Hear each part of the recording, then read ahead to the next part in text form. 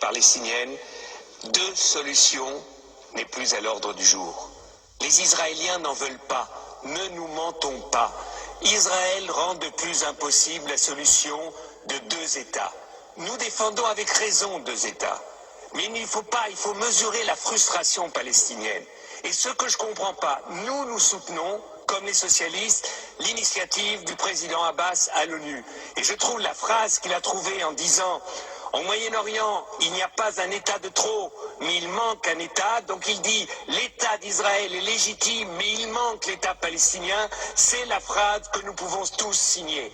Seulement, ce que je ne comprends pas, Madame la Haute Représentante, c'est que vous arrivez ici à dire « Nous regrettons que l'Israël ait décidé aujourd'hui la construction de hauts sang. » Au moins, condamnez-le et ne le regrettez pas. Dites que c'est impossible, soyez clairs. Et deuxièmement, même si nous sommes pour la reconnaissance de l'État d'Israël, de l'État palestinien tout de suite, au moins dites aux Israéliens, dites-leur, s'ils continuent les constructions, eh bien vous pousserez les États européens à tout de suite accepter la reconnaissance de l'État palestinien. Faites-leur le même chantage qu'ils font avec vous. Parce qu'avec vous, ils disent on va négocier et en même temps, ils continuent à occuper.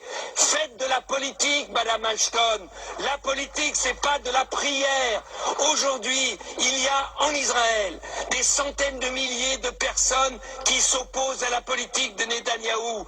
Il faut que l'Union européenne, il faut que nous, ici, nous soyons sincères et Monsieur Tzanok, ne soyons pas cyniques. L'État d'Israël a été reconnu unilatéralement par l'ONU en 1947 et c'était juste. C'était juste. Il n'y a pas eu de négociation avec les pays arabes.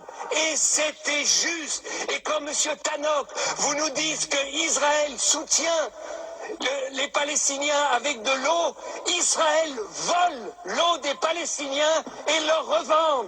C'est ça que vous appelez soutenir? Enfin, il faut arrêter un peu avec notre cynisme européen. Si aujourd'hui, nous nous levons pas tous et nous disions aux Israéliens, votre paix, la paix d'Israël, Israël pouvant s'intégrer dans un espace du Moyen-Orient, même de rêver des États-Unis du Moyen-Orient, où tout le monde aurait sa place, Israël doit comprendre que c'est dans son intérêt le plus intime qu'il y ait un État palestinien. Et Madame Ashton, vous devez dire aux Israéliens, des représentants palestiniens comme M.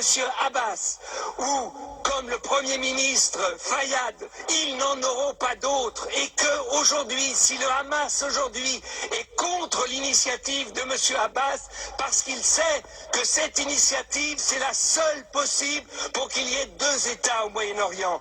Donc je trouve que votre position est trop faible. Vous n'avez à aucun moment dit ici comment vous pouvez obliger les Israéliens à négocier. C'est un mensonge incroyable. Ils disent on va négocier sans condition parce que sur le terrain, on est en train de changer les conditions. On est en train de continuer l'occupation. Donc dites aux Israéliens où ils arrêtent tout de suite les colonies, la colonisation et la construction, où l'Union européenne soutiendra tout de suite la reconnaissance de l'État palestinien maintenant dans la 66e réunion des États de l'ONU. Si vous ne le faites pas, Madame Ashton, eh bien, vous verrez que dans 6 mois, il n'y aura pas de négociation. Dans 1 an, on en sera là où on en est aujourd'hui. Vous reviendrez ici, vous dites, il faut que les Israéliens et les Palestiniens comprennent que ce n'est que par les négociations qu'ils arriveront à la paix. Ils arriveront à la paix, Madame Ashton, si nous disons aux Israéliens, des fois, et pour défendre l'État d'Israël, too much is too much, enough is enough. Si on leur parle comme ça, vous verrez que les choses changeront. Merci.